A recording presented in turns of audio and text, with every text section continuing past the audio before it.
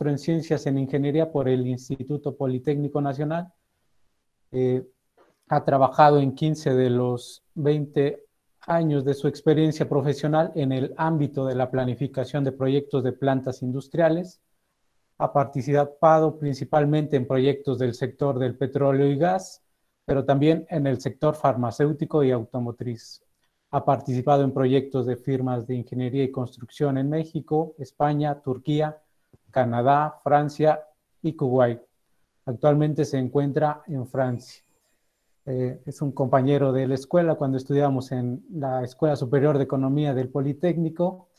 Tenemos 20, 21 años de conocernos, o quizás más de esos años, ¿no? 24 años, probablemente 25 años.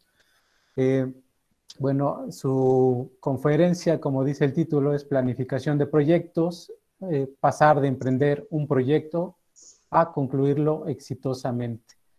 Le cedo la palabra entonces a nuestro invitado, el maestro Amado Manzanares. Adelante, por favor. Buenas gracias. Bueno, antes que nada, gracias a todos por su asistencia, por su participación. Y como decía el profesor Arturo, vamos a tratar de hacer esta charla un poco dinámica. Entonces, si hay alguien que quiera interrumpir, puede hacerlo libremente, sin problema. Si hay algún conjunto de palabras, de preguntas que pudieran agruparse en una sola al final, podríamos obviar tiempo y tener más oportunidad de contestar más preguntas. Y bueno, pues sin más preámbulo, iniciamos. Como dice la presentación, esta charla va a ser sobre la planificación de proyectos, cómo pasar de solamente planear antes de planificar, y de pasar de esa planificación a realmente concluir un proyecto de manera exitosa. Entonces, vamos a empezar un poco hablando de lo que nos vamos a centrar en esta presentación. ¿Pueden pasar la siguiente lámina, por favor? Vamos a abordar lo que son los antecedentes históricos de la planificación, de acuerdo al PMI, que por sus siglas en inglés son Project Management Institute, y uno de los pilares para la planificación, que es un estándar a nivel mundial, que también por sus siglas en inglés es el PMBOK, Project Management Body of Knowledge.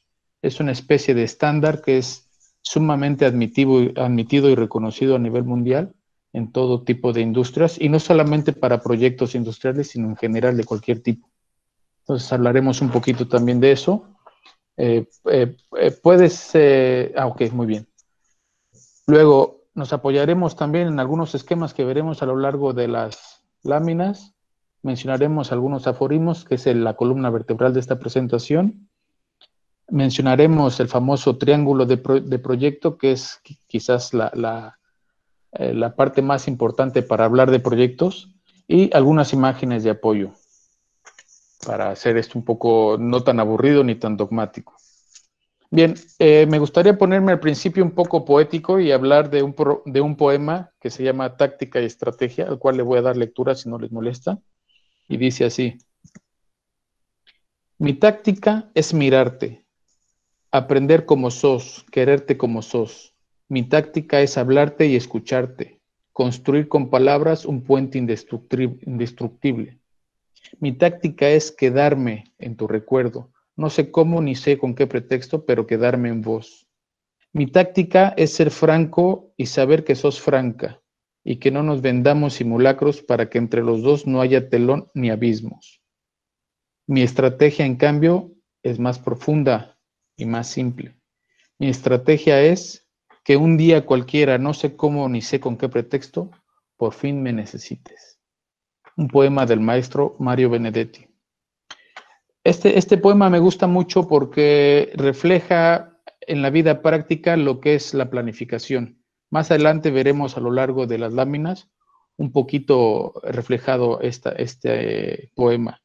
La táctica responde al qué y la estrategia responde al cómo. Más adelante, a lo largo de los aforismos que citaremos, veremos un poco por qué.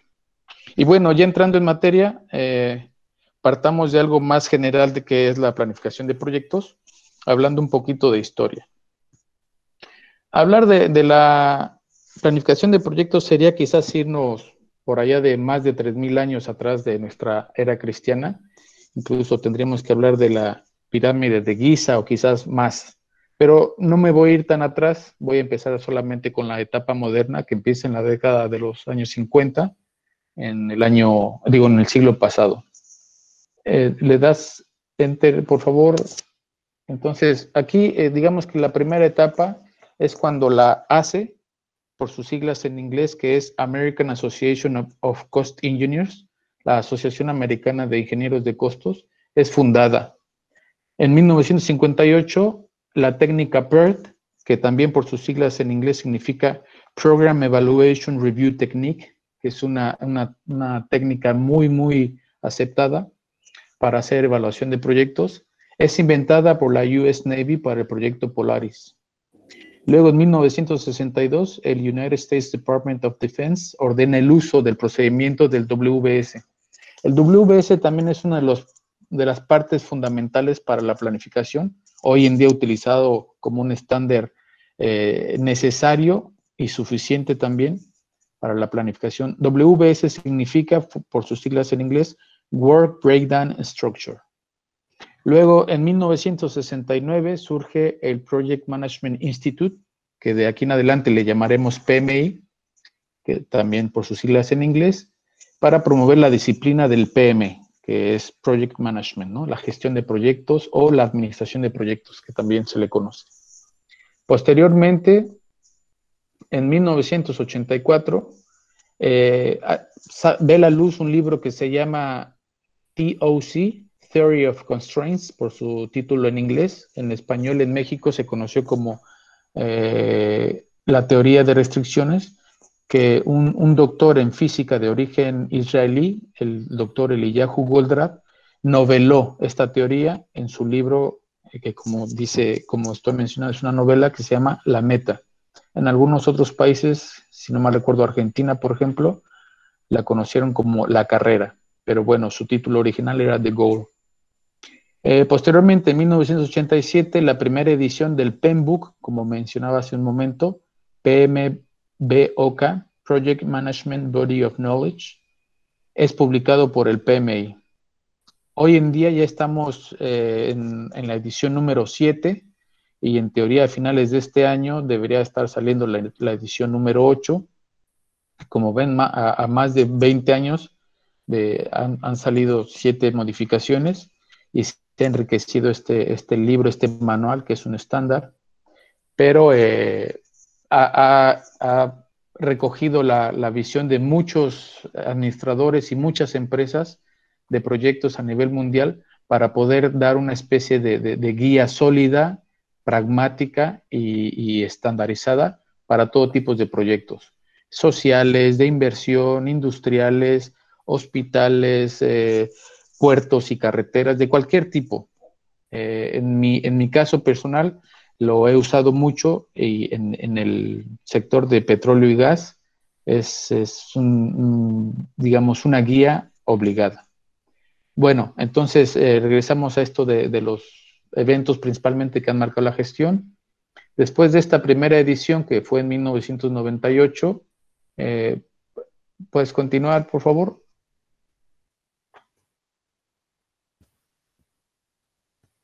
¿Le pueden dar enter a la...? Sí. Por favor, ok. Quizá cabría preguntarnos qué sigue después de este paso, de esta edición y que ha llegado hasta la edición número 7. Bueno, pues la siguiente etapa sería ver cómo ha impactado esa manera de gestionar los proyectos. Entonces, si le damos enter nuevamente a eso, por favor, lo siguiente.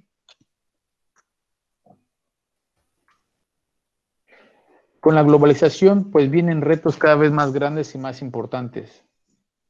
Uno de ellos es proveer al mercado con productos y servicios cada vez más rápido. Los proyectos se hacen cada vez más grandes y más complejos en su manejo porque uno de los factores, y que digamos ahora lo podemos vivir en el día de hoy, es llevar a cabo los proyectos desde una ubicación múltiple. Por ejemplo, un proyecto que se desarrolla en la India, pero que participan personas y empresas que están en Brasil, Corea, Estados Unidos, México, Italia, con distintos usos horarios, con distintas religiones, hábitos de comida, usos y costumbres diferentes. Entonces, eso hace que la complejidad sea mucho mayor. Y si le añadimos, por ejemplo, el fenómeno que estamos padeciendo hoy, que es lo del COVID-19, pues todavía más hace más complejo esta gestión.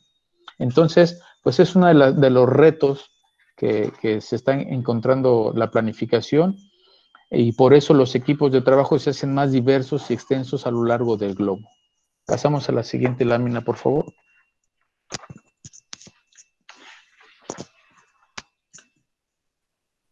Vamos a empezar algo ya un poco más enfocado a propiamente lo que es la planificación y dejar un poquito de lado hablar de proyectos en general. Esta imagen me gusta mucho. Plan your work and work your plan. Planea tu trabajo y trabaja sobre ese plan. Esto nos dice o nos habla un poco de la filosofía del cambio o la gestión del cambio. Y también nos dice que si el plan cambia, tenemos que detenernos y reevaluar, porque hablar de planificación es hablar de la gestión del cambio constante. Ya nos hablaban los antiguos filósofos griegos de la dialéctica y del constante cambio, ¿no? Que esa famosa frase de lo único que cambia, perdón, lo único permanente es el cambio. Vemos la siguiente lámina, por favor.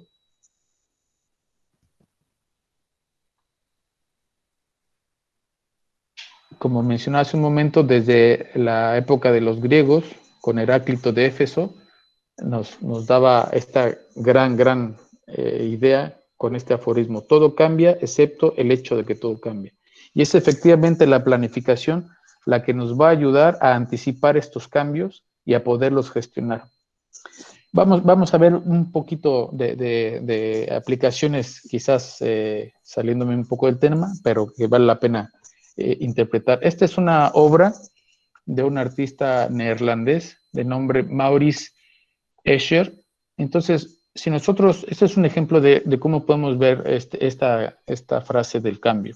Si nosotros viéramos esta obra de arriba hacia abajo y nos fuéramos desplazando poco a poco, veríamos cómo va cambiando la forma de un cisne que es negro a la forma de un pez que es blanco. Y que un cisne que es totalmente detallado en la parte superior va perdiendo sus detalles para convertirse en pez sin detalle y termina siendo un pez con todo detalle. Si vemos la siguiente, al darle clic a la presentación, esta es quizá una obra un poco más compleja, pero que nos sigue hablando de esa perspectiva del cambio. Dependiendo en esta imagen, por ejemplo, de qué ángulo tenemos a la hora de estar viendo esta obra, vamos a saber si estamos subiendo o si estamos bajando, si desplazamos la vista del lado izquierdo al lado derecho, si estamos parados sobre, digamos, el piso, o si estamos viendo desde arriba el piso en un segundo plano. Entonces, estas dos imágenes las escogí porque es una representación quizá muy artística, un poquito poco ortodoxa de ver lo que es la planificación. A lo largo del ciclo y la vida de un proyecto, las distintas perspectivas de las distintas disciplinas que están involucradas van cambiando mucho. Normalmente cuando hablamos de proyectos industriales, de proyectos de ingeniería, hablamos de disciplinas como es la ingeniería eléctrica, mecánica, la instrumentación y control, y desde luego la parte de contratos, la parte financiera y económica, y como parte final, destinar todo ese conjunto de esfuerzos a un usuario final, llámese un gobierno de un país, llámese un cliente, llámese incluso un individuo mismo. Pasamos a la siguiente, por favor. Para conocer qué es lo que cambia y en qué sentido, hay que hacer mediciones. Y aquí esta frase de Peter Drucker: lo que no se puede medir, no se puede controlar, nos dice perfectamente y nos refleja algo muy cierto. Y aquello que no se puede controlar, diría yo, mucho menos se puede corregir y o mejorar. ¿Por qué esta frase es tan importante o por qué la estoy poniendo aquí? Una de los indicadores que se usa en la planificación y en la gestión de proyectos es medir. Normalmente cualquier proyecto al final va a tener un elemento o una connotación económica. Entonces, para poder verificar que los cambios o la dirección en la que nos estamos dirigiendo es la correcta, tenemos que medir para poder saber si estamos siendo eficientes y eficaces. Y si no, en todo momento, pues entonces corregir. Y si vamos en buena dirección, pero podemos mejorar, pues entonces igualmente podernos anticipar y hacer esas mejoras en tiempo y forma. Ahora, quizá también si vamos a la siguiente lámina y nos ponemos un poquito más académicos, me gustaría hablar un poquito de lo que es un sistema, ¿no? Para eso nos vamos a apoyar en esta otra máxima o aforismo que es imprescindible, que es: el todo es mayor que la suma de sus partes. Esto es un principio de la psicología Gestalt que también compartió el que es llamado o considerado el padre de la teoría general de sistemas, Ludwig von Bertalanffy, que nos muestra que no solamente los elementos que constituyen un sistema son los que aportan o los que hacen crecer o decrecer el valor de ese sistema, sino también sus interrelaciones. Podemos ahondar un poquito más en la siguiente lámina.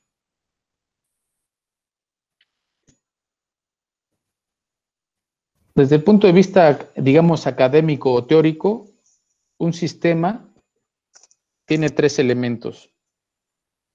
El proceso, que es la parte central, donde vemos el recuadro que dice el sistema con sus subsistemas, programas y actividades, y donde se encuentran esos autores de decisiones, pero que previamente reciben entradas que pueden ser ya sea recursos, materiales, persona, y que obviamente tienen costos asociados. Una vez que se realiza ese proceso de transformación mediante los autores de decisiones, nos arrojan salidas o resultados y beneficios. Estos resultados pueden o no ser los que esperamos.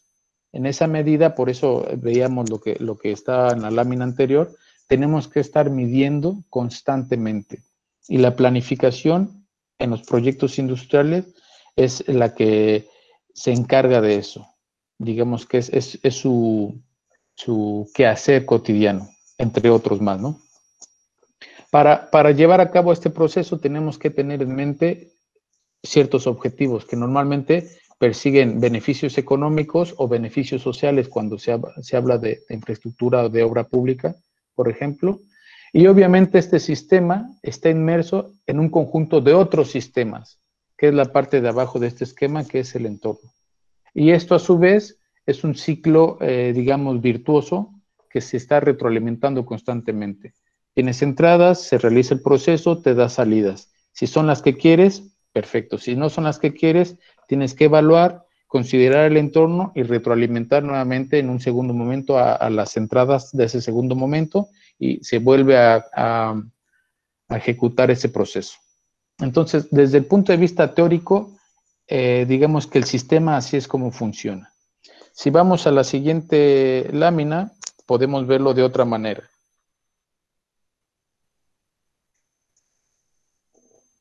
Imaginemos que el elefante es el proyecto o es el sistema y los tomadores de decisiones son las personas que ustedes pueden ver en la imagen. Muchas veces en los proyectos industriales, al igual que en cualquier otra organización, se dividen en departamentos o en áreas y, por ejemplo, aquí están plasmados el área de administración de riesgos, calidad, comunicación, planificación, aprovisionamiento de materias y materiales y costos. Y bueno, hay otro que por ahí dice Other Project Data, que podría ser cualquier otra información o cualquier otro elemento o tomador de decisiones que tiene que ver con el proyecto. Como esta imagen muestra, cada quien va a tener una visión o una perspectiva del proyecto en función de qué parte del proyecto toca, qué parte del proyecto conoce.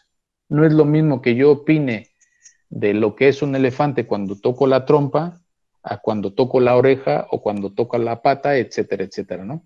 Ya bien dice aquella vieja frase, cada quien habla en función de cómo le va en la feria. Pues esto es un poco igual. Los proyectos normalmente, cuando uno participa en la parte de ingeniería, tiene una visión muy diferente que aquel que construye. En la jerga internacional siempre se habla de un divorcio entre los que diseñan, los que hacen la ingeniería, y los que instalan los equipos o las cimentaciones o los edificios que necesitan de obra civil para una planta, por ejemplo, de reciclado de basura, una plataforma petrolera en medio del mar o una refinería. Entonces, esto nos habla de un poquito de cómo cada quien va a ver un proyecto en función de en qué parte participa. Entonces, esto nos hace pensar, podemos pasar a la siguiente lámina,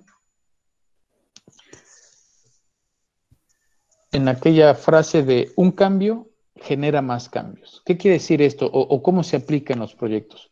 Bueno, cuando normalmente en los proyectos se habla de un cambio, muchas veces la limitación que nos mostraba la lámina anterior no nos deja ver esta frase, ¿no? Que al hablar de un cambio siempre vamos a tener más cambios. Pongo un ejemplo práctico. Si yo necesito hacer la cimentación para instalar un equipo mecánico, llámese una bomba, por ejemplo, o unas válvulas, y son unas válvulas o bombas muy grandes, por ejemplo, hablemos de una plataforma petrolera o de una refinería, pues yo tengo que hacer la cimentación de acuerdo al peso de esa bomba, a la vibración de la bomba, etcétera. Una serie de elementos que tengo que considerar, ¿no? Las tuberías que van conectadas a esa bomba, etcétera. Si yo tengo que cambiar un poco la potencia de la bomba, muchas veces se piensa que, bueno, es rápido, haces los cambios en los planos de la bomba y ya está. No debe ni consumir muchas horas hombre, ni mucho dinero, porque es un solo cambio. Pero no, como dice esta frase, un cambio genera más cambios. Al hacer un cambio en la bomba, tengo que hacer un cambio en los planos de las cimentaciones, un cambio en los planos de los diámetros de las tuberías y una serie de cambios que involucran a lo mejor acuerdos contractuales, financieros, considerar el tipo de cambio en el que en la moneda en la que se va a comprar todos esos materiales, los tiempos de transportación por si vienen esos equipos de otro lado del mundo, etcétera, etcétera. Entonces, esto nos permite ver que muchas veces, como decíamos hace un momento en las primeras láminas, cuando tienes que hacer planificación, tienes que pensar en estar viendo los cambios constantemente. Y si hay cambios que te impactan de manera significativa, tienes que detenerte, reevaluar y después planificar nuevamente. Y eso es muy desgastante porque es casi hablar de empezar no de cero, pero hacer cambios significativos permanentemente. Y eso pues requiere mucho tiempo, conocimiento técnico que muchas veces el que hace el papel de planificador no tiene y tiene que recurrir a otras disciplinas. Así que esto quizá lo podemos ver muy bien en la siguiente lámina, con una frase que nos regaló un pintor español de nombre Antonio López, que dice: una obra nunca se acaba si no se llega al límite de sus posibilidades. ¿A qué me refiero con esto? Bueno, pues normalmente, más adelante lo vamos a ver, normalmente todo esto de la planificación se apoye con una herramienta que se le llama planning o schedule o cronograma, ¿no? Dependiendo del idioma y el lugar del mundo donde se desarrolla. Entonces, esta herramienta, este schedule o este cronograma, es donde nosotros reflejamos toda la planificación, donde vaciamos los costos, donde metemos los recursos materiales y humanos que nos van a ayudar a ejecutar esos proyectos. Pero es muy difícil tener el cronograma perfecto, porque como venimos viendo desde un principio, esto de estar haciendo cambios, pues es muy difícil tenerlo al día y tenerlo controlado totalmente. Entonces, buscar tener un cronograma perfecto y además actualizado en todo momento es imposible virtualmente. Por eso, como dice esta frase, una obra nunca se acaba, o sea, nunca tenemos ese cronograma perfecto. Si nos llegamos al límite de posibilidades de tiempo o de recursos, por ejemplo, no podemos tener un programa perfecto de un proyecto como una refinería o como el Tren Maya en México en un mes o en 2 meses y estarlo actualizando, porque requiere un ejército de gente haciendo muchos cálculos en Excel, en muchas herramientas informáticas para después poderlas vaciar en el cronograma, que además es otro software aparte, que lo vamos a ver un poquito adelante. Entonces, si nosotros usamos esta frase, podremos entender perfectamente. Entonces, de ahí podríamos derivar y decir, ningún trabajo es perfecto, sí, pero todos son perfectibles. O sea, podemos buscar mejorar constantemente. Por eso la frase que hablábamos hace rato de Peter Drucker. Bueno, con esto podemos concluir en un primer momento para decir que la planificación es la gestión sistémica del cambio. Sistémica no es necesariamente lo mismo que sistemática. Sistemática hace alusión a una serie de pasos, ¿no? Como un algoritmo. Y sistémica es considerar lo que veíamos en la lámina pasada, de hablar de un sistema, de considerar ese proceso con sus entradas y salidas y un ámbito de retroalimentación constante. A eso me refiero con sistémica. Entonces, en el ámbito de los proyectos existe algo ampliamente conocido como el triángulo de proyectos. En muchos libros de literatura al respecto, en la gestión de proyectos, vamos a encontrar este primer momento o este primer triángulo que nos dice que tiene 3 momentos o 3 elementos. El presupuesto, bueno, el alcance y el tiempo. El presupuesto, pues, es el dinero o los recursos financieros que se van a ocupar para llevar a cabo este proyecto. El alcance es el conjunto de trabajos que hay que hacer para terminar ese proyecto. O sea, si tenemos que hacer una planta de reciclado de basura, pues todo el edificio o la estructura metálica y edificios, tuberías, cableado eléctrico, subestación eléctrica, ventilación, etcétera, etcétera, que involucra esa planta como tal. Y luego el tiempo, siempre todo esto lleva un marco de tiempo, ¿no? Por su naturaleza, un proyecto es definido como un esfuerzo temporal que se lleva a cabo para crear un producto, un servicio o un resultado único que no había sido realizado con anterioridad.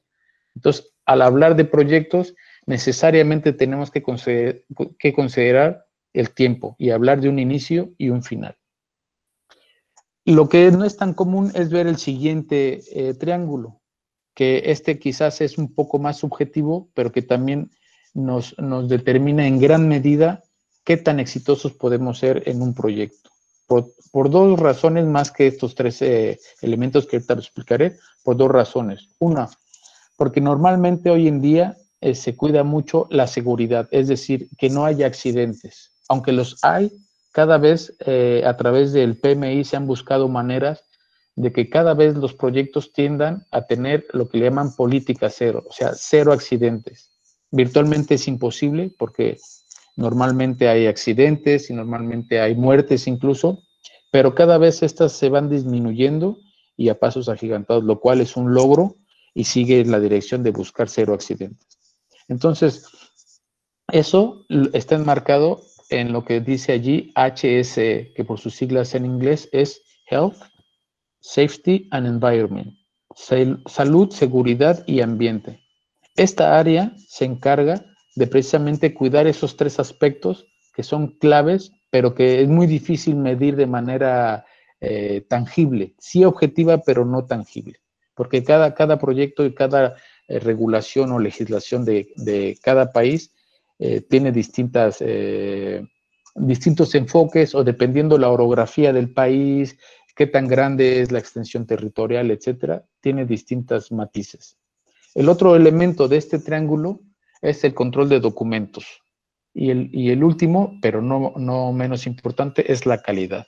Entonces, todos estos 6 elementos, si los unimos, es el triángulo de proyectos. Normalmente solo se habla del triángulo de la izquierda, pero los que estamos un poco involucrados en este mundo de los proyectos, sabemos que hay mínimamente estos 6 elementos, e incluso unos pocos más, que a veces no están muy bien reflejados en la literatura de proyectos.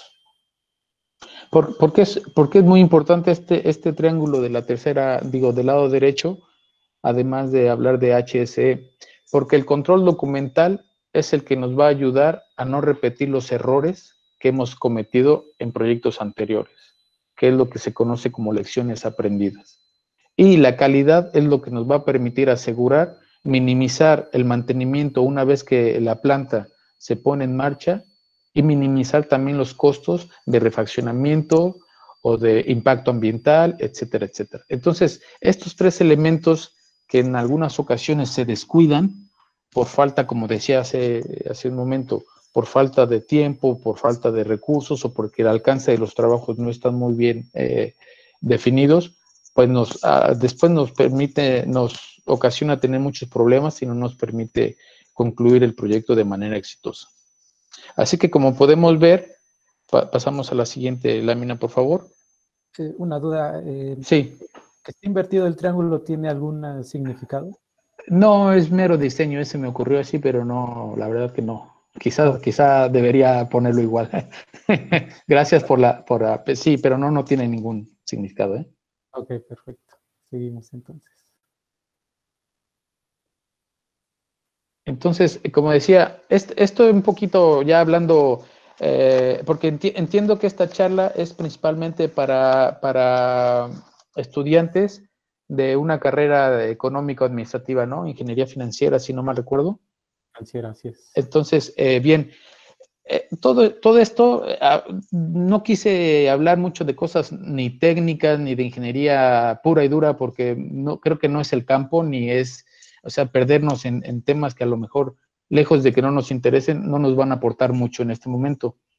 Pero sí quería mencionarlo para entender un poco el marco de por qué hablarlo de esta manera y usar frases en lugar de normas y de procedimientos y demás, ¿no? Entonces, quise hacerlo así. Pero, y esta parte, a partir de esta lámina, creo yo que vamos a entrar ya en materia y vamos a ver un poco la parte más como práctica y tangible de todos estos conceptos. Este es un principio macroeconómico para aquellos estudiantes que están ya quizá a mitad de la carrera o incluso más, pues les es muy familiar y será casi el pan de cada día, ¿no? Las necesidades tienden a infinito, los recursos son escasos. Eso es más que evidente y se vive y lo vivimos no solo en los proyectos industriales, sino incluso en proyectos individuales, ¿no? En la familia misma o incluso uno mismo a nivel de individuo. Siempre uno quiere ciertas cosas y tenemos que empezar a decidir. A ver, quiero, no sé, un celular, un coche e irme de vacaciones, pero mi presupuesto es escaso, es limitado. Entonces tengo que empezar a decidir. Y decidir es renunciar. Y de eso normalmente va la vida, ¿no? Uno tiene que decidir si se va de vacaciones o se compra el celular, o si estudia una carrera, o si estudia idiomas, o si me pongo a trabajar, etcétera, etcétera. Entonces, yo creo que este principio nos refleja muy bien lo que es algo también medular en la planificación de proyectos, que es establecer prioridades. Le damos enter, por favor, a la lámina. Sí. Te comento, sí hay de Ingeniería Económica y Financiera, pero también nos acompañan profesores y alumnos posiblemente de las otras carreras, Ingeniería en Tecnología. Ah, muy bien, perfecto, perfecto. Bueno, pues entonces, qué bueno, yo creo que estará más nutrido a la hora de las preguntas. Bien, entonces, con este principio, lo que quiero destacar es que tenemos que hacer una selección, digamos, de prioridades a la hora de estar planificando, que no siempre son las mismas. Vuelvo al tema del cambio. Las prioridades van cambiando a lo largo de la vida de un proyecto. Normalmente se habla de ciclos del proyecto, como es el inicio, la planificación propiamente del proyecto, ejecutarlo, controlarlo y cerrarlo. Pero normalmente eso es algo como muy de libro, ¿no? En realidad hay muchos pasos intermedios. Y el mismo PMI nos dice que más del 80% de las actividades de un proyecto están enmarcadas en lo que es la planificación. Para ser más precisos, la programación y planificación. La programación es quizá el uso de las herramientas informáticas para llevar la planificación, que es el conjunto de ideas, métodos, etcétera, al proyecto en la realidad. Entonces, las prioridades van cambiando dependiendo en qué parte del ciclo del proyecto estás y dependiendo en qué momento y en qué disciplina estás tú involucrado. Por ejemplo, la prioridad de una persona que está en la ingeniería va a pasar por hacer los procesos, después por la parte mecánica, después la eléctrica e instrumentación, pero la parte civil es como el paraguas por donde pasa todas las disciplinas, porque al final esa ingeniería, ese diseño, lo primero que va a ver la luz ya en sitio, en la obra donde se va a construir la planta, va a ser la parte civil. Entonces, cuando uno está en ingeniería, quizá la parte civil es algo que se deja muy de lado, pero para los que sufren la construcción, la parte civil y la arquitectura es quizás una cosa que tiene mucho más peso, dependiendo del tipo de planta, ¿no? También hay plantas que llevan mucho proceso químico o industrial, y hay plantas que no llevan tanto proceso, solo llevan unos pocos equipos mecánicos, bastante parte eléctrica instrumental, pero llevan, por ejemplo, la parte automotriz lleva mucha parte civil por el peso de los bloques y las máquinas que hacen las partes de la lámina de los autos. Pero bueno, en fin, eso es un poco más técnico, no me quiero meter ahí. Entonces, a lo que quiero llegar es que esta parte de establecer prioridades es igual, muy importante. Y quizá aquí creo que podemos parafrasear a Napoleón Bonaparte en la siguiente lámina, por favor, cuando nos decía, el hombre es como un número, solo tiene valor por su posición. Y lo mismo sucede con la planificación. Muchas veces la planificación en los proyectos industriales se sacrifica un poco porque se piensa que es solamente hacer hojitas de Excel y hacer unas barritas de colores, que adelante veremos cómo es un programa, o sea, normalmente. Y entonces se sacrifica y no se le da el valor que tiene, a pesar de que el PMI y muchas otras organizaciones lo destacan, y en los coloquios anuales que hay en todo el mundo se habla de esa parte, pero aún así se sigue sacrificando porque pues representa dinero, horas hombre consumidas, que no genera algo tangible, o sea, no generan una estructura metálica levantada en una obra, no generan una bomba, no generan metros lineales de cables, ni nada, ¿no?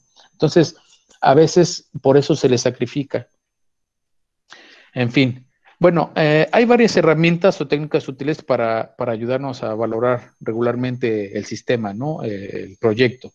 Entonces, aquí me gustaría hablar un poquito de lo que es muy conocido en español, el análisis FODA, por sus letras de F de fuerza, O de oportunidad, D de debilidad y A de amenaza. Como vemos aquí en este esquema, las fuerzas y las oportunidades son indicadores positivos y los indicadores negativos son las debilidades y las amenazas. Y de manera horizontal, las señales internas del sistema o del proyecto son las fuerzas y debilidades, y las señales externas del sistema son las oportunidades y amenazas. Este tipo de análisis se lleva a cabo no solo en los proyectos y no solo en los bancos a la hora de invertir o prestar dinero para hipotecas o las aseguradoras, etcétera, sino es un análisis que se ha, quisiera yo decir, mejorado e implementado en muchos ámbitos del quehacer económico, político, incluso docente. Entonces, con este análisis, lo que se pretende hacer es como están en las viñetas a continuación.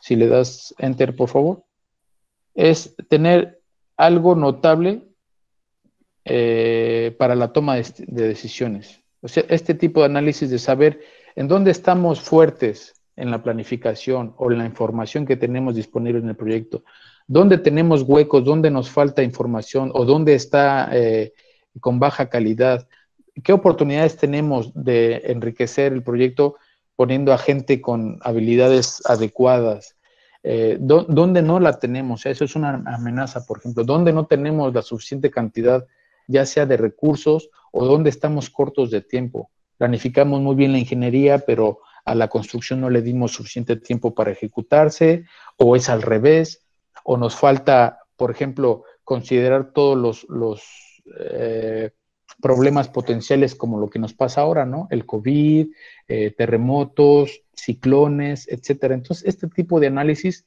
nos da básicamente las tres partes que nos señalan las viñetas. Aporta notables elementos para la toma de decisiones, nos brinda información bidireccional en términos de la relación entre el sistema que nos ocupa y su entorno. Por ejemplo, un proyecto de una presa. Ok, tenemos una presa, tenemos el lugar geográfico, físico, pero alrededor seguramente hay poblaciones. También puede haber un impacto ambiental de flora y fauna.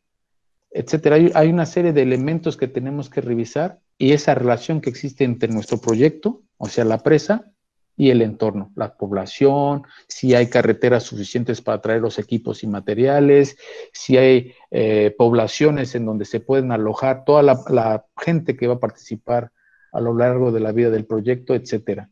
Y también identifica las bondades y las limitaciones de dicho sistema. ¿Dónde estamos fuertes?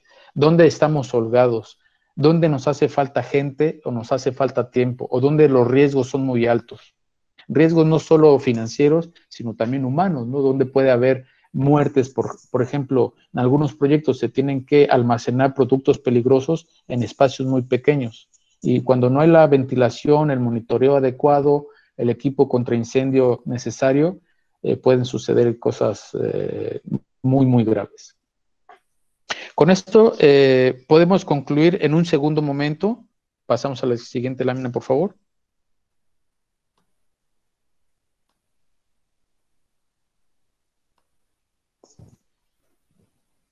Que la planificación no es solo hablar de fechas y duraciones que se logran con recursos y materiales. Eso no es hablar de planificación. Pasamos a la siguiente lámina. Planificación es hablar de comunicación vertical y comunicación horizontal. Es decir, la comunicación que va, digamos, de jefes a subordinados y de iguales a iguales, o sea, de personas que participan al mismo nivel de manera horizontal en las distintas disciplinas en un proyecto. Dentro del proceso, es decir, dentro del sistema y fuera del sistema. Por ejemplo, cuando estamos hablando igual de una planta, de una presa, de una refinería, normalmente hay distintas empresas que se reparten ese alcance de trabajo, ¿no? Los que hacen la parte civil, los que traen los equipos mecánicos, todos los que hacen la obra eléctrica, etcétera. Entonces, tiene que haber una comunicación lo mejor posible entre todos esos contratistas que van a participar como externos, pero que ejecutan la obra. Y tiene que haber comunicación de los jefes a subordinados o de los tomadores de decisiones a los que están monitoreando dentro de la organización que al final va a ser el usuario final de ese proyecto. Por ejemplo, Pemex, cuando construye una refinería, ¿no? Todos los distintos estratos jerárquicos que hay dentro de Pemex tienen que comunicarse lo mejor posible. Y ellos, a su vez, comunicarse con sus homólogos hacia los contratistas o hacia otras entidades dentro de mismo Pemex. Cuando hablamos de una refinería, pues hablamos de Pemex Refinación, pero podríamos hablar de petroquímica o internacional, etcétera. Entonces, esto es quizás yo me atrevería a decir que el talón de Aquiles en la planificación. Pasamos a la siguiente, por favor. Entonces, hablar de planificación, querría yo decir que planificación es cerrar este ciclo o esta esfera de comunicación, que es hablar de una comunicación de 360 grados, ¿no? En todos los ámbitos, de izquierda a derecha, derecha a izquierda, arriba a abajo, de adentro a afuera, afuera a adentro, es decir, es como una esfera. Por eso hablamos de esa comunicación de 360 grados. La que sigue. Hay una frase que me gusta mucho que es esta, dice, las instrucciones precisas tienen mucha más probabilidad de dar resultados precisos. Y efectivamente, en mi experiencia, y creo que en la de muchos más profesionales, no solo de esta disciplina, sino de muchas más, hemos visto cómo el famoso ejemplo del teléfono descompuesto o no dar indicaciones de maneras precisas, contestando a preguntas básicas, qué, cómo, cuándo, quién, por qué o para qué, nos llevan a tener muchos problemas. A mí en mi experiencia, por ejemplo, me ha tocado ver gente que ha perdido su trabajo, un gerente en particular, que por no atender un correo a tiempo, perdió su empleo. Y era el gerente del proyecto, pero el cliente se enojó tanto que pidió que lo quitaran. Y no lo atendió porque el correo no estaba dirigido a él. Lo estaban marcando con copia a él, cuando en realidad quien debía atenderlo directamente era él. Pero por no ponerlo, claro, él recibía, no sé, decenas o cientos de correos al día, entonces solo atendía a los que le llegaban a él directo. Los que estaba en copia no. Así que nunca lo atendió, se hizo crítico y pasó algo relativamente grave, ¿no? Entonces, eso es un ejemplo y hay muchos, ¿no? Cuando uno en un correo, insisto en los correos, por ser algo muy práctico, pedimos algo, pero no decimos para cuándo lo quiero, cómo lo quiero. Pido algo y no estoy diciendo si lo quiero en PDF, en Word, en Excel, si lo quiero en la mañana, en la tarde, en papel, electrónico, que se le envíe a copia a otra persona, etcétera. O sea, no dar las instrucciones puede llegar a tener costos asociados muy, muy altos, no solo en términos de dinero, sino en muchos otro tipo de costos. Así que, insisto, es una parte muy importante esto de la comunicación cuando hablamos de planificación de proyectos. Veamos a continuación dos ejemplos clásicos. Por favor, la siguiente lámina. Esto es algo ya muy conocido, ¿no? Una historia vieja, pero me parece muy representativa de lo que estamos hablando. Dice, hay un viejo cuento con 4 personajes, todos, alguien, cualquiera y nadie. Ocurre que había que hacer un trabajo importante y todos sabían que alguien lo haría. Cualquiera podría haberlo hecho, pero nadie lo hizo. Alguien se enojó cuando se enteró porque le habría correspondido a todos hacerlo. ¿El resultado cuál fue? Pues fue que todos creían que lo haría cualquiera y nadie se dio cuenta que alguien no lo haría. ¿Cómo termina la historia? Pues que nadie lo hizo. Entonces, esto es algo ejemplifica muy bien que cuando se manda el mensaje abierto y no tiene un destinatario, vuelvo a insistir en las preguntas, qué hay que hacer, cómo hay que hacerlo o cómo lo espero que me lo entreguen, para cuándo lo quiero, a quién hay que informarle o a quién hay que entregárselo, la gente puede decir, bueno, sí, alguien lo hará. Ese no es mi chamba, lo va a hacer alguien más. Bueno, es que no es para mí, estoy en copia, o sea que no es mío.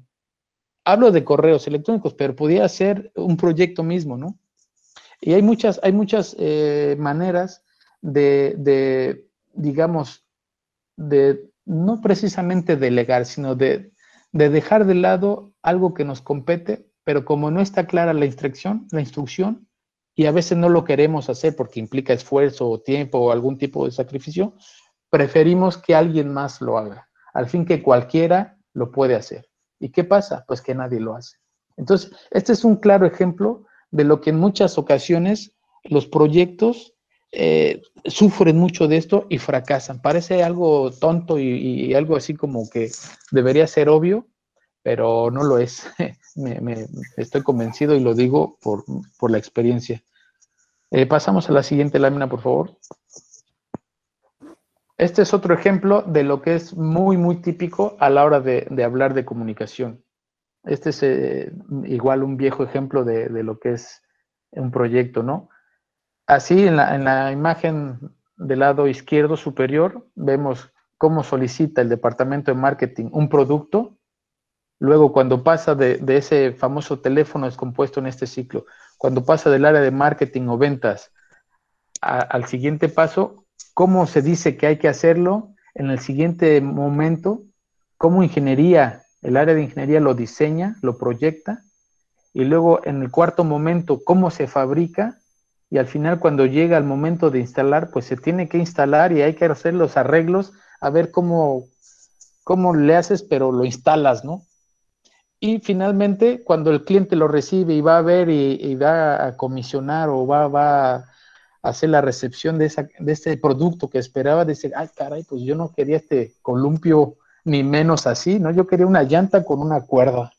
Entonces, y como esta imagen hay cientos que puede uno encontrar a manera de mofa en internet, pero que son muy representativas de lo que pasa en proyectos, y hablo de proyectos que pueden costar cientos de pesos, miles o millones o miles de millones de dólares. Llámese una refinería, una estación espacial, satélites, aviones comerciales o militares, etcétera. Ahora, podemos con esto pasar a un tercer momento para decir que la planificación es un proceso y como sean sus entradas, serán sus salidas. Ya veíamos hace rato ese esquema, ¿no? De las entradas, el proceso y las salidas. Y su parte del marco del entorno, que son otros sistemas, y su retroalimentación permanente. Pasamos, por favor, a la siguiente lámina. Pues, dicho lo anterior, entonces, también podemos insistir en que la planificación es hacer que las cosas sucedan y no esperar a que pasen. Es decir, tenemos que estar anticipándonos constantemente a qué puede pasar, bajo qué premisas. Vuelvo a insistir en esa cosa muy quizá obvia, ¿no? ¿Qué puede pasar? ¿Cómo puede pasar? ¿A quién le puede impactar? ¿Cómo se puede evitar? ¿Dónde hay que fijarse? ¿Dónde hay que poner ciertos elementos? ¿Cuándo hay que hacerlo? Son preguntas muy básicas y que son de la competencia no solo de la planificación, sino de cualquier, diría yo, persona en su sano juicio, pero son tan obvias que las dejamos de lado y a veces pensamos en eso, en responder estas preguntas, cuando ya es demasiado tarde. Dicho de otra manera, en la siguiente lámina, planificación es estar un paso adelante. Creo yo que esta frase lo dice muy claro y en pocas palabras. Aquí conviene resaltar una cosa. La siguiente lámina, por favor. Ya nos lo decía Jorge Santayana. El que no conoce su historia está condenado a repetirla. Cuando veíamos la imagen con los dos triángulos, en el triángulo de la parte derecha, en donde veíamos la parte documental, a esto me refería. Muchas veces en los proyectos se desestima la parte documental y por ende no se le dedica dinero ni recursos humanos. Se pone a una persona y a ver, tú saca las copias o escanea todo, digitaliza las cosas que te encuentres y ya para entregar un dossier al final del proyecto. Pero no hay una metodología correcta, o si la hay y todo está muy bonito en papel, no hay gente que lo pueda hacer, porque no hubo presupuesto, porque no se contrató a tiempo, por una serie de imponderables, ¿no? Entonces, esta frase a mí me gusta mucho porque nos dice precisamente ese problema. Ya muchos proyectos se han hecho y han salido con las patas y vuelven a hacerse proyectos similares y vuelven a salir con las patas, porque no hay referencias históricas, porque no se documentó. Documentar es ahorrar dinero. Y aquí nuestros compañeros que están en la parte de economía saben que ahorrar no es necesariamente no consumir, sino posponer ese consumo, ¿no?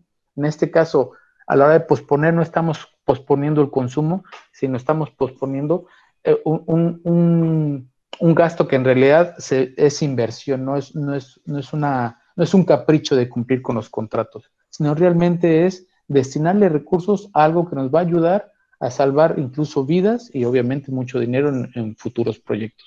Por eso esta parte de la documentación es muy importante. Desde un punto de vista más sutil, podemos decirlo en la siguiente lámina, la planificación es contenido y forma. Veamos a qué me refiero en la siguiente lámina, por favor.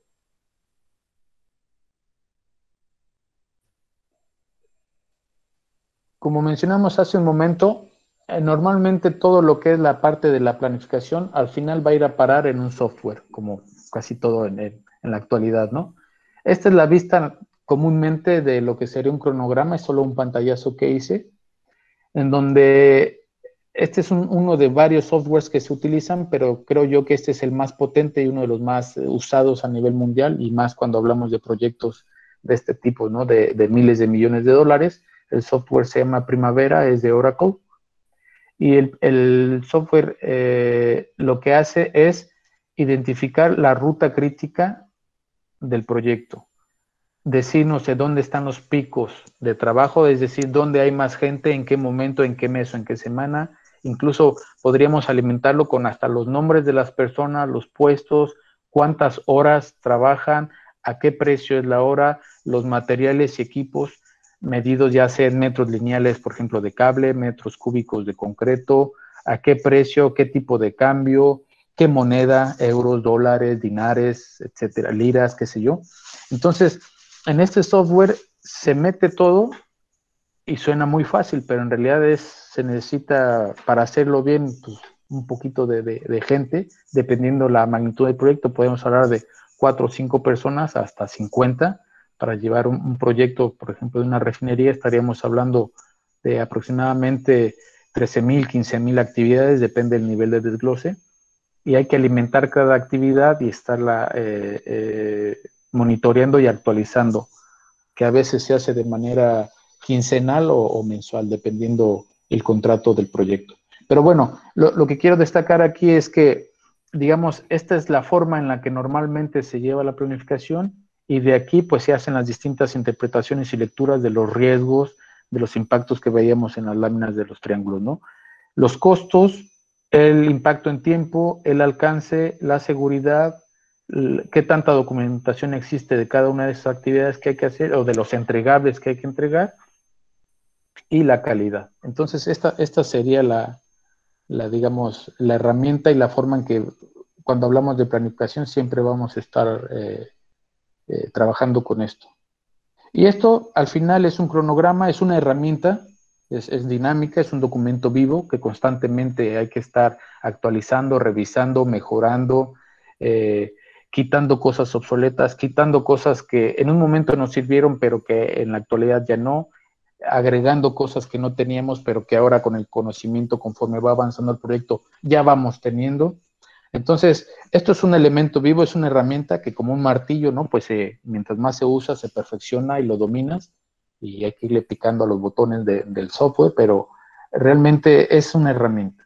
Lo importante es, en mi opinión, lo que hemos venido hablando desde el principio: la comunicación, los conceptos, tener los alcances claros, entender que hay contratos, hay ingeniería, hay construcción, hay calidad, hay documentación involucrada, y que todos esos elementos hay que cuidarlos. Ahora pasemos a la parte de la forma, con una pequeña historia. Esa pequeña historia me gustaría salirme un poquito de esta presentación.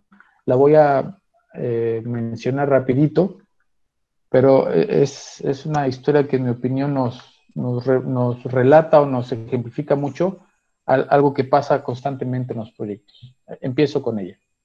Juan trabajaba en una empresa hace 2 años. Siempre fue muy serio, dedicado y cumplidor de sus obligaciones. Llegaba puntual y estaba orgulloso de que en 2 años nunca recibió una amonestación. Cierto día buscó al gerente para hacerle un reclamo. Le dijo: señor, trabajo en la empresa hace 2 años con bastante esmero y estoy a gusto con mi puesto, pero siento que he sido postergado. Mire, mire Rogelio, ingresó a un puesto igual al mío hace solo 6 meses y ya está siendo promovido a supervisor. Mostrando preocupación, el gerente le dice: mientras resolvemos esto, quisiera que me ayudes a resolver un problema. Quiero dar fruta al personal para la sobremesa del almuerzo de hoy. En la bodega de la esquina venden fruta. Por favor, averigüe si tienen naranjas. Juan se esmeró en cumplir con el encargo y en 5 minutos estaba de vuelta. Y bueno, Juan, ¿qué averiguaste? Señor, sí tienen naranjas para la venta. ¿Y cuánto cuestan? Ah, bueno, pues eso no lo pregunté. Ok, pero viste si tienen suficientes naranjas, ¿no? Para todo el personal. Pues tampoco pregunté eso, señor. ¿Hay alguna fruta que pueda sustituir a la naranja? Pues tampoco lo pregunté, señor. Bueno, siéntate aquí un momento y espera. El gerente cogió el teléfono y mandó llamar a Rogelio. Cuando éste se presentó, le dio las mismas instrucciones que le diera a Juan y en 10 minutos estaba de vuelta. Cuando Rogelio retornó, el gerente pregunta: ¿y bien, Rogelio, qué noticias me tienes? Bueno, señor, tienen naranjas y tienen las suficientes para atender a todo el personal, y si prefiere también tienen plátano, papaya, melón y mango. La naranja está a 1.50 el kilo, el plátano a 2.20 la mano, el mango a 90 centavos el kilo, la papaya y el melón a 2.80 el kilo. Si usted me dice, puedo ya ir ahora mismo y nos van a hacer un 8% de descuento si compramos una cantidad importante. He dejado separada o apartada la naranja por si usted escoge otra fruta, y si no, pues tengo que regresar a confirmar el pedido. Muchas gracias, Rogelio, le dijo el gerente, pero espera un momento. En ese entonces se dirige a Juan, que aún seguía ahí, esperando estupefacto, y le dice: Juan, ¿qué me decías? Nada, señor, es todo con su permiso. Entonces, la moraleja, ¿cuál es aquí? Que es importante hacer un esfuerzo, cumplir con todo lo que nos dice la planificación, con todo lo que nos dice el PMI, el PMBOK, etcétera, etcétera, pero también es importante ser proactivo, tener esa calidad que no solamente está en los equipos inmateriales, en la mente, sino en la actitud que uno tiene a la hora de ejecutar su trabajo. Entonces, esto es algo que tampoco está en los libros, que tampoco van a encontrar en el Penbook, pero que en mi opinión y en mi experiencia sucede mucho. Y bueno, cerraré ahora con una máxima, que es, no tiene que ver con la economía ni con la ingeniería, pero creo yo que es también muy, muy importante. La información es poder, y no hablo del poder como muchas veces se destaca en el ámbito político, sino el poder de decidir, el poder tener la información, porque esa información nos da la capacidad de contestar a las preguntas que ya mencionaba hace un momento. ¿Qué? ¿Cómo? ¿Cuándo? ¿Quién? ¿Con qué? ¿Por qué? ¿Para qué? Y esas preguntas son las que permiten, una vez que se contestan adecuadamente, ir avanzando, ir no desgastando los recursos que tenemos, que ya veíamos que son escasos, a la hora de estar ejecutando el proyecto. Y por último, un recordatorio en la siguiente lámina, que nos viene del derecho romano. Dura lex, sed lex. Dura es la ley, pero es la ley. Y cito esto porque así es la ley en la planificación. Estos principios o estos elementos que hemos mencionado a lo largo de estas láminas son los que participan y han participado desde, como veíamos en un principio, desde la planificación de las pirámides de Giza y quizás desde antes hasta nuestros días. Y bueno, pues esto es algo que creo yo que difícilmente va a cambiar. Por eso citaba esto de dura lex sed lex. En la siguiente, por favor. Y a manera de recordatorio también, solo mencionar que solo se puede hacer la planificación en función de la cantidad de recursos que destinemos a ello. Es decir, no podemos planificar adecuadamente un proyecto de una refinería o de una carretera que vaya de Mérida a Tijuana cuando tenemos a 3, 4 personas haciéndolo y estamos hablando de miles de millones de pesos o dólares a lo mejor. Bueno, aquí acabo con la presentación. Gracias por su atención y pues damos paso a la parte de preguntas, si es que las hay, que espero que sí, y agradecerle su atención y su paciencia. Ok, muchas gracias, maestro Amado Manzanares Sáenz. Excelente presentación, muy amena, muy interesante. Eh, es un gusto que nos hable de este tema y con toda su experiencia a lo largo de 20 años, como menciona, de carrera. Muchas gracias, profesor, maestro. Entonces pasamos a la sección de preguntas y respuestas, en lo que se animan los alumnos, que seguramente tendrán muchas inquietudes, muchos comentarios. Si nos pudieras ir comentando alguna anécdota, algo que hayas vivido a lo largo de esta historia profesional, ¿no? En tu vida, algo que nos comentes y a lo mejor algo que les puedas sugerir, que les puedas comentar a los alumnos, estudiantes, en relación a, pues bueno, cómo conseguir sus objetivos, ¿no? Cómo lograr ser buenos profesionistas, cómo ser buenos estudiantes, cómo ser buenos ciudadanos, ¿no? En general. Bueno, sí, muchas gracias. Es algo interesante porque mucho se habla de la calidad y mucho se habla de estudiar más y más y más, o de prepararse, hablar idiomas, etcétera, pero a veces se desestima la capacidad creativa o la capacidad de adaptarnos al cambio, ¿no? Y ahora mismo con esto del COVID me gustaría poner un ejemplo, empezando por lo de las anécdotas. Una vez, un poquito hablando vuelvo al tema de la comunicación. Una vez estaba yo en un proyecto en Turquía y teníamos el problema del idioma, ¿no? A pesar de que teníamos contratados dos traductores, uno se enfocaba más a la parte documental y otro nada más así como a ayudarnos en el día a día a la hora de hablar. Entonces, por falta de expresar con claridad lo que queríamos, para que nos alistaran en una sala de juntas y presentar unas cosas al cliente, no fuimos capaces, y me incluyo yo porque yo estuve allí y quizá pude haber detectado, aunque no hablaba turco, pero pude haber detectado que no estábamos transmitiendo bien el mensaje y pues no, francamente no recuerdo qué pasó, pero seguro estaba distraído o falta de sueño, porque en ese proyecto dormía muy poco, no comunicamos bien. Y a la hora de llegar a la sala de juntas, pues no había nada. Y el cliente se molestó muchísimo porque ese era el último día donde el gerente del proyecto, por parte del cliente, se iba de vacaciones. Entonces, era el último día que él tenía para tomar ciertas decisiones. Y por nuestra falta de comunicación, no pudo hacerlo y se fue muy molesto y bueno, nos fue como en feria. Entonces, algo que a mí me gustaría comentar ligado a esta anécdota y hablando de lo que mencionabas de los objetivos y cómo ser buenos profesionistas y buenos ciudadanos, es pensar no en que las decisiones a largo plazo son, o en el futuro, son las decisiones que vamos a tomar en ese futuro, sino más bien, ¿qué futuro va a tener las decisiones que tomemos hoy?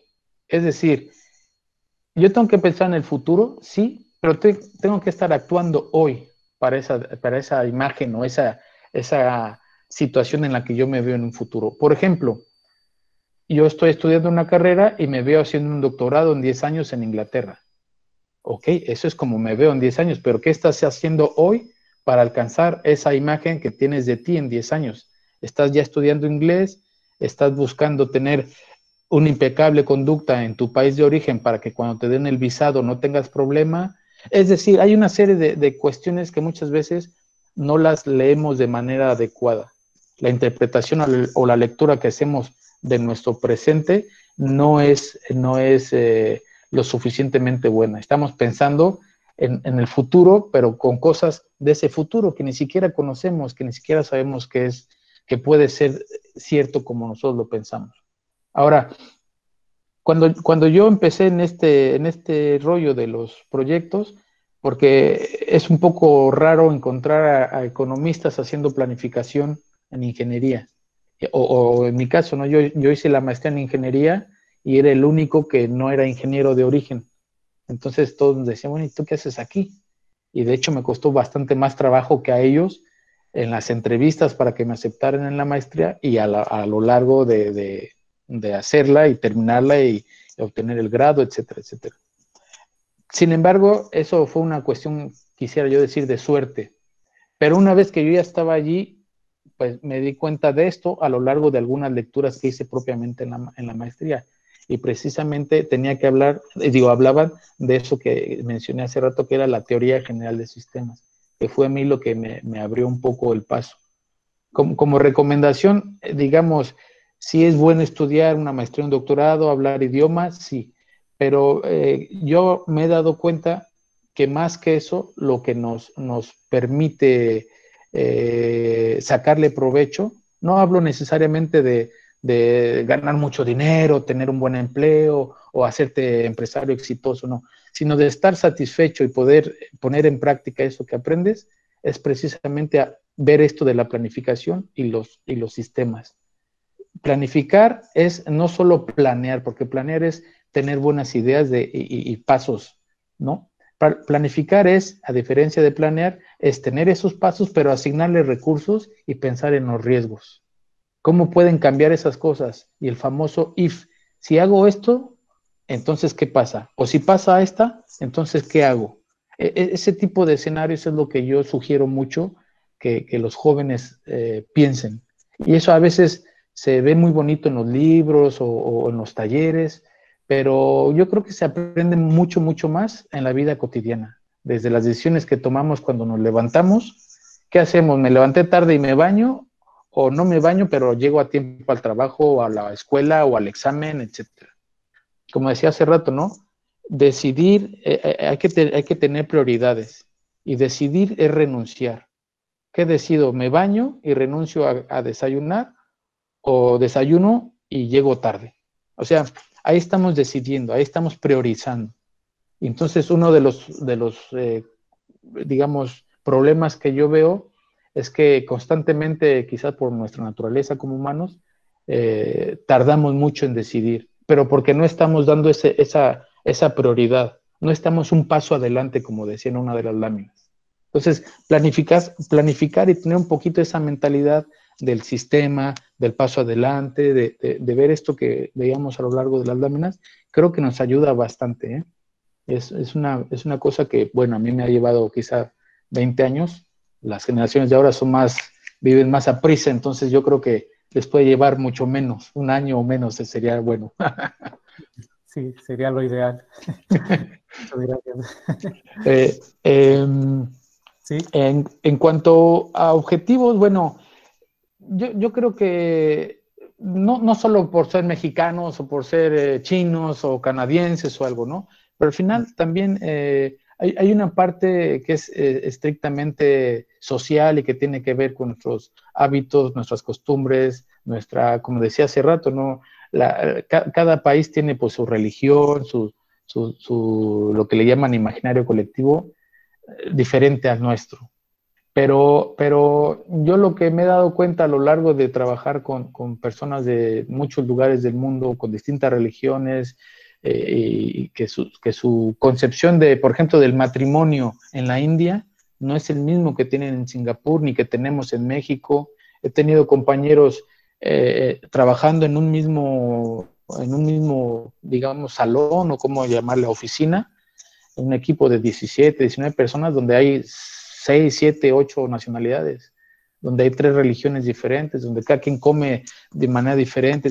Entonces, eso me ha hecho entender también que esa capacidad de adaptarte, esa capacidad de asimilar y de observar qué pasa en el entorno, nos permite darle esa retroalimentación que veíamos en el esquema del sistema y su entorno. Y eso también te permite a ti sacar más provecho de ese conocimiento, ponerlo en práctica más fácil y más rápido, con menor digamos, margen de error. Entonces, eso creo yo y no tiene que ser cosas de ingeniería, ni de doctorados, yo creo que es una cuestión de observar y tratar de aterrizarlo en el día a día y no dejar, yo en lo particular, yo soy de así un poquito medio anticuado y siempre llevo una libretita y una pluma, ¿no? En la bolsa y me llegan ideas o veo cosas y las apunto porque tengo muy mala memoria. Entonces, a veces cuando las escribo y ya las analizo, me vienen más y más ideas y me ayudan mucho en el trabajo. Pero así también me han ayudado en la vida personal, de matrimonio, de pareja, de padre, etcétera. Entonces creo yo que es una recomendación que puedo hacer a los estudiantes. muchas gracias. Una gran herramienta siempre traer ahí Sí, el sí. papel. Sí. Vamos a pasar a algunas preguntas rápidamente. Bueno, Tony Vega envía una carita sonriente. Wendy Bon, lo que es medible es perfectible, profesora Wendy Bon Ortega. Rosa Isela Ávila Jardines nos dice, excelente conferencia, y pregunta, ¿podría decirnos cuál ha sido el proyecto que más éxito le ha traído y cuál es el principal motivo o factor al que se lo adjudica? Bueno, voy a hablar dos rápidamente para que haya más espacio. Trabajé un tiempo en Madrid haciendo un proyecto para Canadá, pero en aquel entonces esa empresa para la que trabajaba era la empresa más grande de ingeniería en toda Europa y nunca habían hecho proyectos en el continente americano. Entonces yo en aquel entonces trabajaba en un proyecto en Turquía y a la vez preparaba la oferta, digamos, para la licitación en Canadá para ese proyecto. Entonces fue muy desgastante porque no dormía, trabajaba de lunes a domingo 13, 16 horas al día, etcétera. Unas en un proyecto, otras en otras, así. Pero al final ganamos ese proyecto, fue el primer proyecto en el continente americano para esa empresa y de ahí le abrió muchas oportunidades.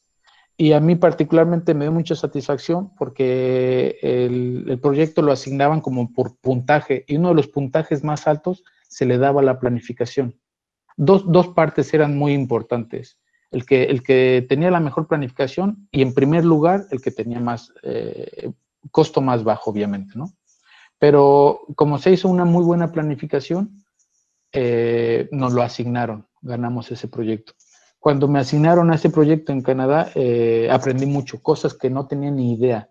Y eso tiene que ver por la ubicación geográfica de Canadá. Por ejemplo, en Canadá, en el invierno no se puede trabajar, legalmente está prohibido, porque la gente se muere de tanto frío que hace. Entonces yo había muchas cosas que en el programa, en el cronograma, no había considerado, porque no conocía la regulación de ese estado, particularmente en Alberta, en Canadá. Entonces me dio mucho bagaje, digamos, de cosas que no en mi vida había pensado hasta ese momento. Y en un segundo momento, que fue mi última asignación en Kuwait, hice lo mismo, pero trasladado al desierto. Lo mismo, ¿no? Temporadas de calor, temperaturas de 60, 63 grados, regulaciones que solo permiten traer ciertos equipos y ciertos personal de países del Golfo Pérsico que no habíamos considerado originalmente, pero que me pude adelantar a ver ese tipo de aspectos un año y poderlo implementar en el cronograma poco a poco, para que cuando llegaran esos momentos de tener que enfrentar esas problemáticas, ya estuviéramos preparados. Entonces, eso que pasó hace como 10 años en Canadá, me lo traje ahora a Kuwait y me ayudó muchísimo. Pero eso no venía en el contrato de manera explícita, y menos yo que no estoy letrado en esas cosas de los contratos, ¿no? De refinerías y esas cosas, no entiendo mucho.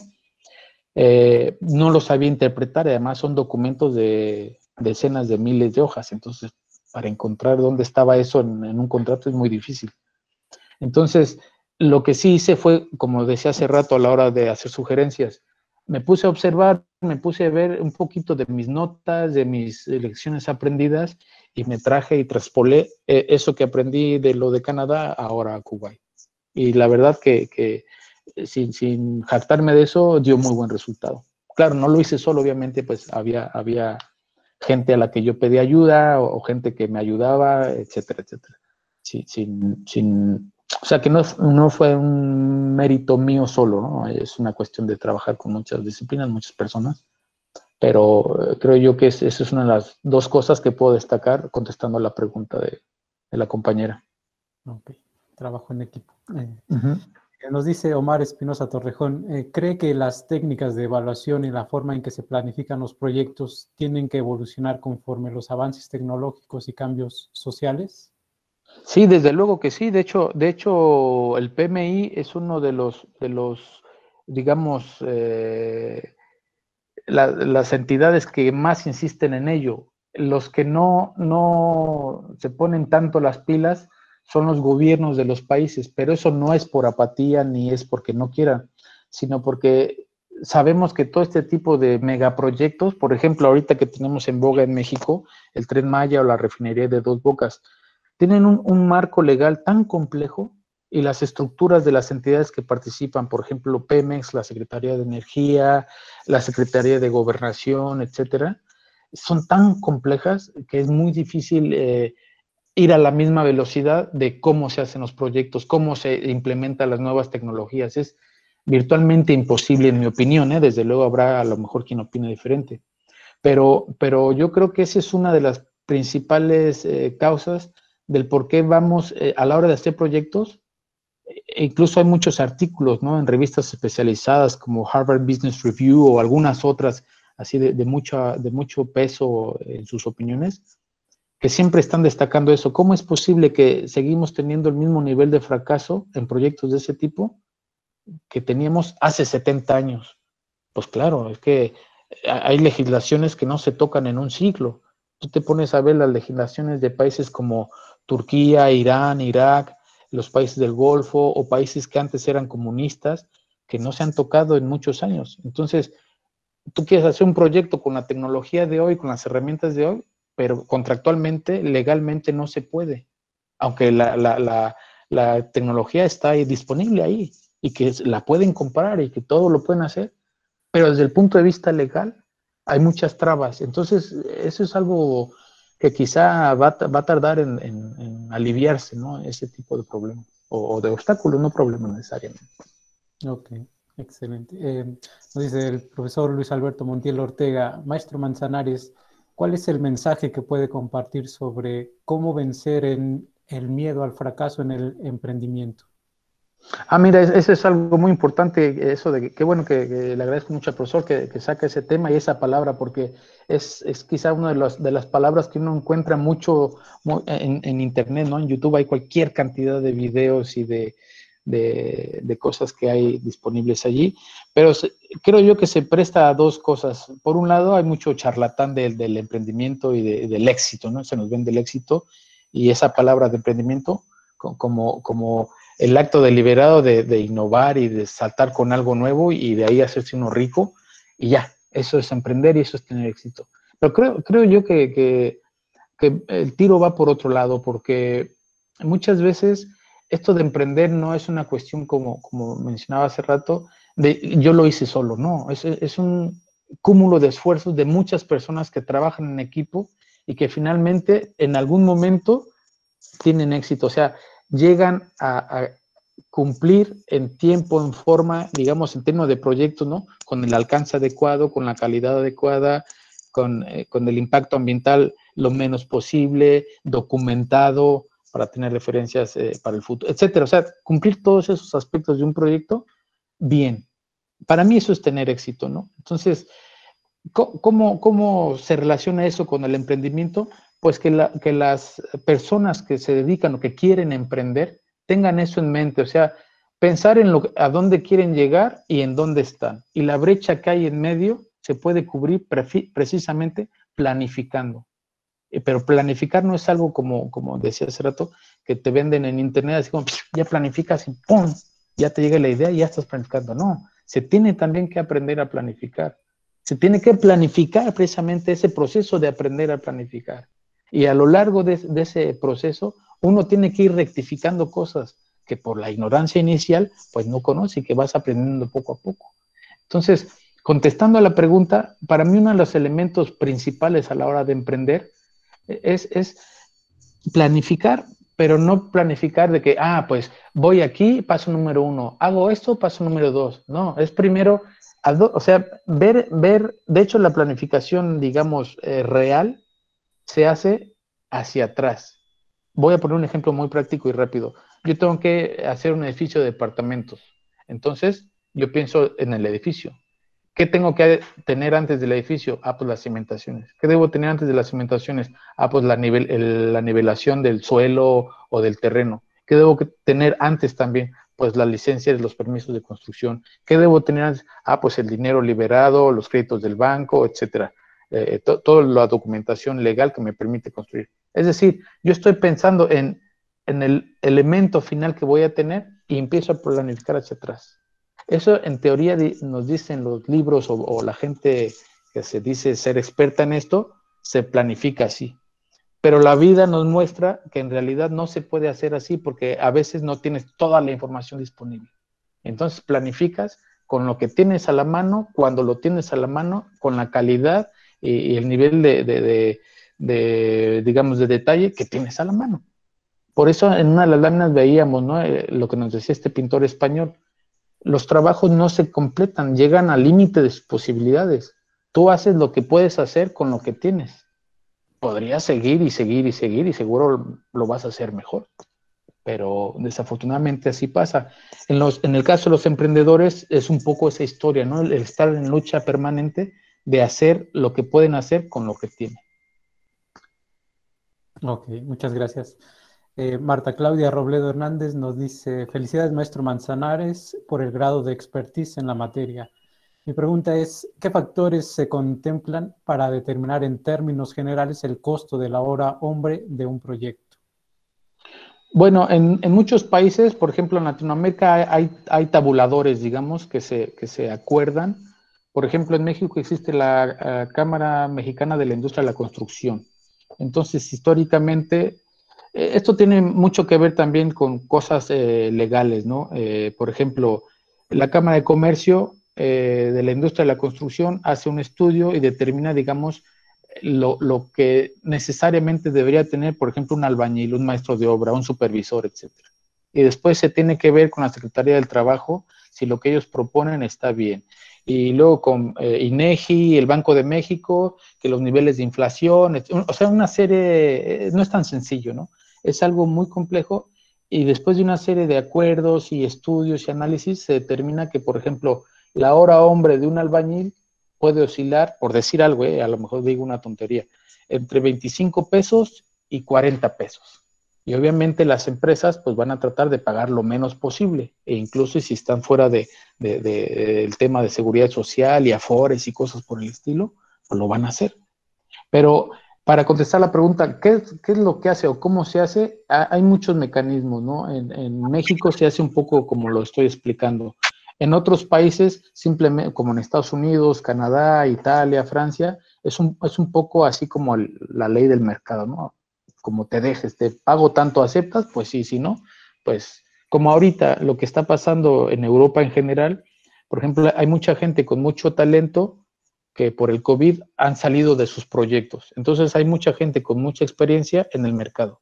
¿Qué hacen las empresas? Pues están pagando menos porque saben que hay muchos en el mercado disponibles a trabajar.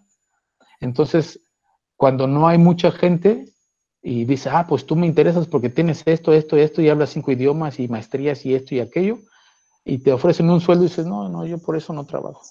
Pero como no hay muchos disponibles, pues te suben el listón y te pagan más, ¿no? Ahorita que hay mucha gente disponible, pues los sueldos están por la calle.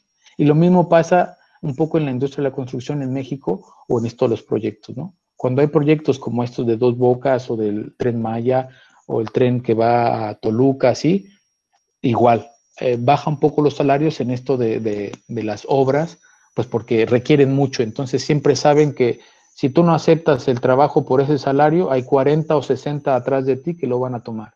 Entonces empieza un poco el juego de sindicatos y un poco el estira-afloje del salario. Aunque en teoría existe, insisto, en esas tabulaciones, esos ejercicios para ver cuánto debería ser una hora hombre de lo que sea, ¿no? Y hay muchos puestos y también por disciplina, ¿no? No es lo mismo aquel que instala, no sé, una bomba para las tiendas de Walmart que aquel que instala una bomba para un hospital regional del ISSSTE, por ejemplo. Entonces, varía un poco. Ok. Alan Román Montoya, más o menos ya se contestó su pregunta, que nos habla igual sobre cómo emprender, consejos para emprender.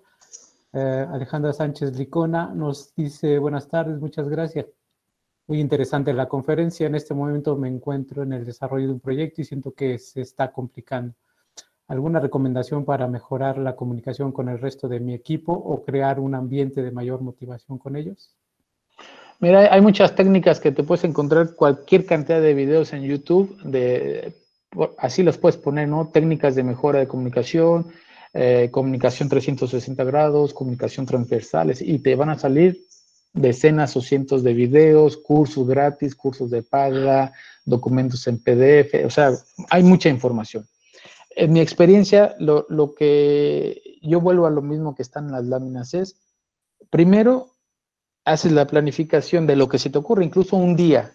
Tu día me levanto a tal hora, me cepillo, voy al baño, como, agarro mi mochila y voy a la escuela, tomo el autobús, qué sé yo. Y considerar un margen de error porque siempre hay imponderables. Y hacer esa documentación de lo que estás haciendo día a día para ver si, como estás planificando, se están cumpliendo las cosas. Y si no, hacer una pausa y volver a estudiar y volver a pensar, a ver qué son los pasos que hago día a día. Porque ya tienes esa referencia histórica de 1, 2, 3 días que ya fuiste a la escuela o al trabajo y así. Y entonces vuelves a planificar y empiezas a verificar si se están cumpliendo las cosas. ¿Qué tiempo te lleva? ¿Cuánto estás gastando en cada actividad? ¿Qué actividad requiere más detalle? O sea, no es lo mismo decir, me levanto y como. Bueno, a lo mejor tienes que poner pasos interven. Me levanto, me quito la pijama, me desvisto, me pongo la otra ropa, qué sé yo. ¿Sí? Y la otra, ¿cómo decir? El secreto o la clave de comunicarse es preguntar. Siempre, o bueno, no siempre, pero cometemos muy a menudo el error de asumir cosas. Ah, yo creo que si le digo, envíame lo de la junta, ya me va a entender. A ver, espérate, en una junta tratamos de 1000 cosas y hablamos de 1000 archivos. ¿Qué archivo quieres? ¿Lo quieres hoy? ¿Lo quieres mañana? ¿Te lo llevo en una memoria USB? ¿Te lo envío por correo? ¿Y qué tal si pesa mucho y no pasa? O sea, preguntar, ¿no? Es muy fácil, nos da a veces pena o a veces es incómodo, porque a la persona a la que hay que preguntar no nos cae bien o no le caemos bien, pero yo creo que es algo, vale oro y realmente cuesta poco preguntar, hacer esas pausas en tu planificación, en las ideas que tienes y evaluar y volver a empezar y así. Excelente, sí, muy buen punto. La ingeniera Minerva Rosales Galloso es nuestra directora, nos comenta, muchas gracias por su excelente participación. Muchas veces la evaluación técnica y financiera de un proyecto resulta inviable. Sin embargo, se hace la obra desde su experiencia. ¿Qué opinión le merece esto? Bueno, sí, efectivamente, a veces es como me preguntan a veces mis hijos o a veces alguien me pregunta, ¿qué quieres? Bueno, por querer quiero un Lamborghini y una casa en las lomas y irme de vacaciones 100 días al año, etcétera, ¿no? Eso es lo que quiero, ¿no? ¿Qué puedo hacer? Es otra cosa. Entonces, a veces los proyectos tienen esa disyuntiva, ¿no? Tienes que hacerlo con esto. O escoges, lo haces o no lo haces. Como dice aquel dicho, ¿no? ¿Qué prefieres? ¿El 5% de algo o el 100% de nada? Entonces, a veces uno tiene que entrar en esa parte de, bueno, sí, no hay presupuesto suficiente y sabemos que no nos va a alcanzar ni el tiempo, ni el dinero, ni la información, ni los recursos de ningún tipo, pero hay que hacerlo porque a veces la famosa esta cosa de hay que ejercer el presupuesto o hay que hacer obra o hay que entregar no sé qué tal cosa en este sexenio o en este ciclo escolar, cuando hablamos de educación. Pero en mi opinión, casi siempre existe un elemento que nos puede equilibrar entre qué se puede hacer y qué es lo que queremos hacer. Que vuelvo a insistir, es la planificación. Y eso nos permite eliminar esas cosas que cuando vayamos en la lámina esta del análisis FODA, ¿no? Nos quitan mucho de lo que nos representan amenazas o ¿cómo decirlo? Gastar tiempo y recursos en cosas que no van a aportar ningún valor añadido en el proceso de lo que vamos a construir o ejecutar o a diseñar. Entonces, en mi opinión, no por dedicarme yo a esto de la planificación, pero yo creo que es una gran herramienta. Y no hablo de cosas informáticas ni nada, sino vuelvo a los pilares de esto de planificar, preguntar, pensar en el fin antes de en el proceso, etcétera. Es mi opinión, ¿no? Lo que yo he visto y que incluso lo he puesto en marcha en mi vida personal con mi esposa, mis hijos, algunos proyectos, ¿no? De estudiar, no sé, algún idioma, ir de vacaciones y no se diga desde luego en el trabajo. Ok, muchas gracias. La profesora Roxana Buelna nos dice muchas felicidades y gracias por compartirnos sus experiencias. Brandon Jesús Peña Pineda nos dice muy buena conferencia, maestro. Disculpe, ¿usted piensa que debemos esperar oportunidades o tenemos que buscar oportunidades? Esperar o buscar oportunidades. Yo creo que hay que buscarlas, ¿no? Es como dicen, ayúdate que Dios te ayudará. eh, sí, vaya, eso de esperar, en mi opinión, es una cuestión de prudencia. Hay veces que es mejor esperar por ser prudente, pero también a veces se pasan muchas oportunidades por abusar de la prudencia. Uno tiene que arriesgarse un poco y no me refiero a arriesgar dinero, a arriesgarse a cruzar la calle sin ver, no, me refiero a arriesgarse en el sentido de, yo les pongo un ejemplo. La primera vez que yo me fui a trabajar fuera de México, yo trabajaba en San Luis Potosí en aquel entonces en un proyecto y un día me llegó una llamada por teléfono. Yo en ese entonces trabajaba en un lugar de San Luis Potosí donde la recepción era súper mala.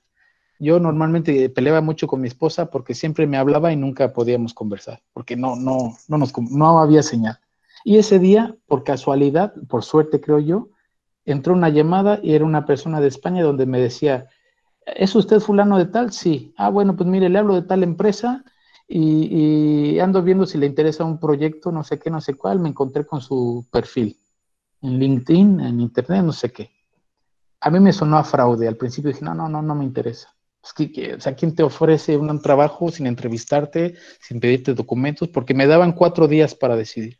Era un miércoles y el domingo tenía que estar yo en España, pero pasar a recoger dinero en un lugar, los boletos de avión, pero sin mediar nada. Y yo dije, no, esto es un fraude. Total, me insistieron ese mismo día en la noche, el otro día en la mañana, y y ya me empezó a parecer más serio. Me desplacé de San Luis Potosí a la Ciudad de México, al final todo fue cierto, me dieron 2.500 euros sin que yo firmara nada, no me pidieron mi título, no me entrevistaron en inglés, nada. Tenían que cubrir a una persona en Madrid. Yo me peleé un poco con mi esposa, me fui, al final, bueno, con el tiempo ya hubo más apoyo, pero al principio fue un poco difícil. Yo me fui con mucho miedo, porque nunca había trabajado fuera de mi país, menos en otra cultura. Hablamos el mismo idioma, pero el proyecto era en Rusia, entonces había que hablar inglés, no sabíamos ruso, pero íbamos a tener traductores, etcétera. En fin, lo que quiero destacar aquí es que yo tenía mucho miedo, no tenía la experiencia, creía yo, suficiente. Pero después aprendí, y por ahí lo leí también en algún lugar, y decía, el 80% de las cosas se logran perdiendo el miedo a hacerlas. El restante es el 20%. Quizás aplique aquí un poco lo del óptimo de Pareto, no lo sé, pero sí creo yo que hay que perder el miedo a hacer cosas. Hay que estar preparados para tener errores. Y vuelvo a la cosa esta de preguntar, no asumir. Hay que documentar, o sea, hay que escribir, ya sean tonterías como anécdotas o malas experiencias, enojos, porque eso nos sirve mucho. Hoy en día es una maravilla esto de la tecnología, ¿no? Ya no anotas en un papelito, grabas en la voz en el celular y luego lo repasas en tu casa o cosas por el estilo. Pero yo en mi experiencia he tenido, creo yo, más atinos haciendo eso, o sea, perdiéndole el miedo a las cosas, que esperando el momento, ay, me voy a preparar y cuando ya sepa algo, entonces lo hago. En mi opinión, en mi caso no me ha sucedido así.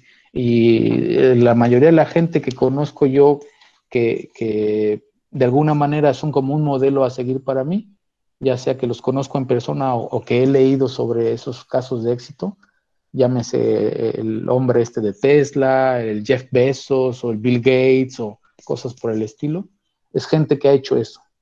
Pierde el miedo y ve y equivócate y aprende. Y cuando aprendas, entonces a la siguiente aplica esa lección aprendida y seguramente, además de que vas con más seguridad, vas con más conocimiento. Entonces ya no tienes miedo porque además ya sabes qué no hacer.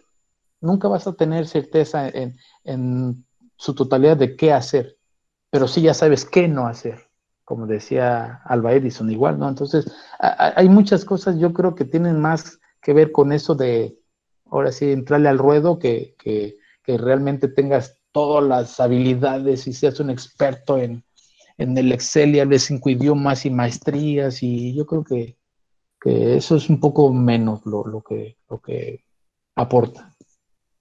Muchas gracias. Bueno, muchos agradecimientos, otras preguntas, pero no sé cómo andamos de tiempo, no sé qué diga nuestra directora.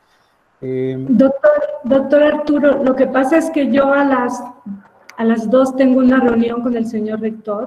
Claro. Entonces, yo sí quisiera interrumpir un minuto, pues, únicamente para agradecerle al maestro Amado Manzanares el que haya hecho ese espacio en su agenda para poder estar con nosotros esta tarde.